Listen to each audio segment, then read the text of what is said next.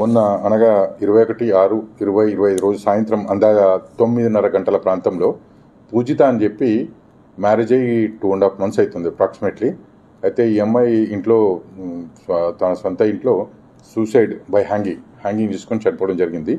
ఆ విషయమై దర్యాప్తు చేసినాము. అందులో వాళ్ళ నాన్నమ్మ ఒకరు కంప్లైంట్ ఇచ్చారు. ఈ విధంగా భర్త మళ్ళీ వారి యొక్క బంధువులంతా కలిసి కూడా డబ్బు గురించి కట్నం గురించి వేధిస్తున్నారని చెప్పి కంప్లైంట్ ఇస్తే ఆ కంప్లైంట్ మీద 304B అంటే ఐపీసీ 304B అంటే ఈ బిఎన్ఎస్ వచ్చేసి 80 బిఎన్ఎస్ కింద కేసు కట్టడం జరిగింది. దీనిలో ఇన్వెస్టిగేషన్ చేస్తున్నాము. ఈ శ్రీనివాస్ అతన్ని కూడా మేము కస్టడీలోకి తీసుకున్నాము ఈరోజు.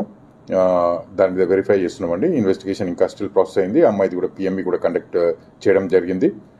అందులో డాక్టర్ ఇంకా ఒపీనియన్ ఇంక ఇవ్వలేదు, అది పెండింగ్ ఉన్నది. అది రాగానే దాన్ని బేస్ చేసుకొని మేము ఇన్వెస్టిగేషన్ ఫర్దర్ మూవ్ అవుతుందండి.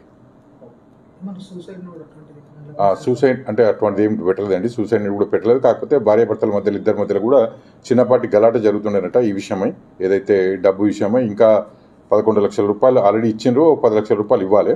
సో ఆ కట్నం కింద ఇంకా నువ్వు ఇస్తలేవేందని చెప్పి భర్తకు సంబంధించిన బంధువులు కూడా ఈ అమ్మాయిని ఒక రకమైన టార్చర్ పెడుతుందని చెప్పి వాళ్ళు అలిగేషన్ చేశారండి. దాని మీద ఎంక్వైరీ నడుస్తుంది.